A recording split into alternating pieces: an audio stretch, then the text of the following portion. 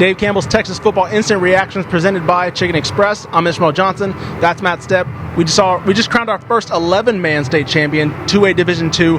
Albany pulling the upset 41-21 over Mart. Stepp, if we thought Albany was going to win, which we didn't, will take full effect. Yeah, credit to Albany. We picked Mart. We picked Mart. So Albany fans, go crazy on us. We definitely didn't expect it to happen like that if we thought it was going to happen. No, I thought if Albany was going to win, it was going to be a close game. And what we saw today was a pretty thorough domination by the Albany Lions. I thought the key in the game was their offensive line. I mean, Albany averaged almost 7 yards per rush tonight and pretty much got whatever they wanted on the offensive end. When they did throw it, they had guys wide open.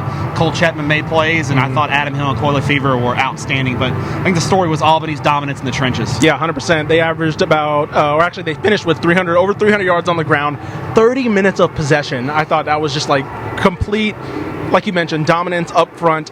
And that's something that you don't usually see against Mart, right? Usually you have to make the game ugly, things like that.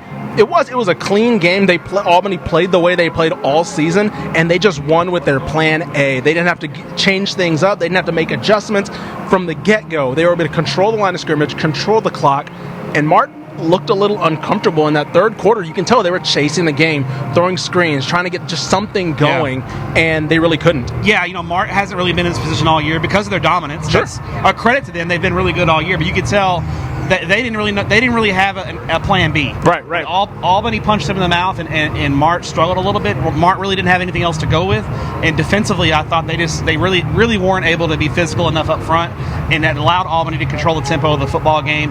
And obviously the 2 turnovers in the first half didn't help Mart at all. It really put them behind the 8 ball. And the next thing you know, early third quarter, it's 34-14, and now Mart's really in trouble. Yeah, exactly. And let's talk about the man of the hour, Denny Faith. 36 years at Albany. He was, I believe, him and Phil Danaher were the only coaches in the top 5 or 6 in all-time wins without a title. He gets his. Imagine what can it mean for him? He looked like he was having the time of his life when he was receiving that trophy. He's been at Albany for 36 years. One place for that long. He's been on the doorstep 3 times and fallen short. And a couple of those games are really close losses. I mean, just nip and tuck games. And for them to break through in this game as the underdog and get that title, it's just got to be such a wonderful feeling for him to put that much time and effort into that community. And you can see his kids love him.